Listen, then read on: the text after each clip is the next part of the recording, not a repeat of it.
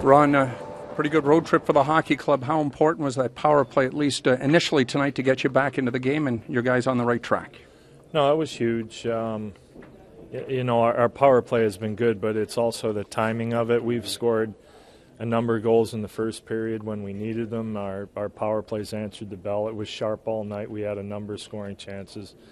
And we had a good penalty kill when we needed it most at the end of the game as well.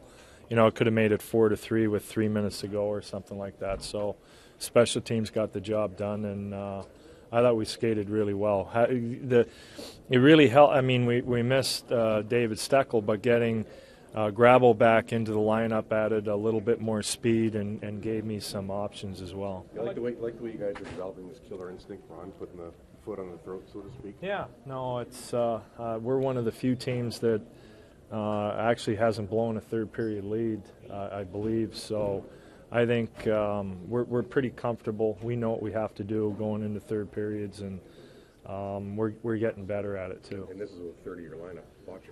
Yeah.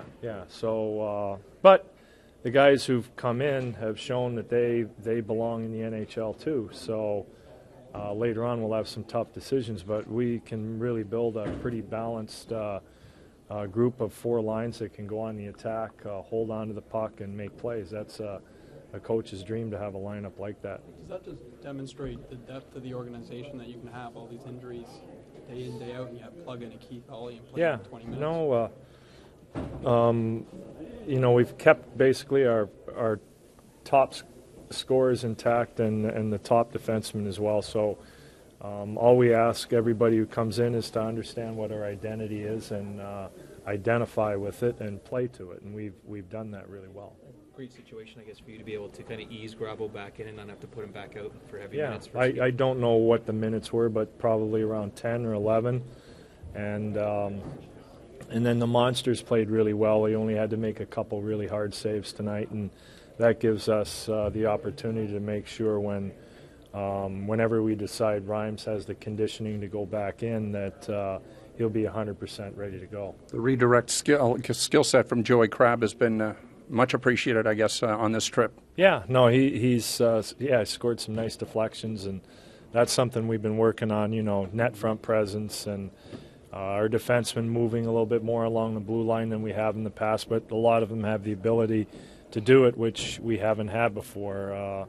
So there's a lot of nice things that are coming out of the more time we spend together, and practices, games where, like I said, we've developed this identity and the players really enjoy it because we try to go on the attack every single time we're on the ice. So I think it's a fun way to play, and it's an entertaining way to play. Sometimes you trade chance for chance. Maybe we give up more shots or goals against than we should, but we want to have fun when we're out there, and I think the players are really enjoying it right now. What does it mean to you as a coach when you reward a guy like Bozy by putting him on that line, and he kind of rewards you back by scoring the way he's been?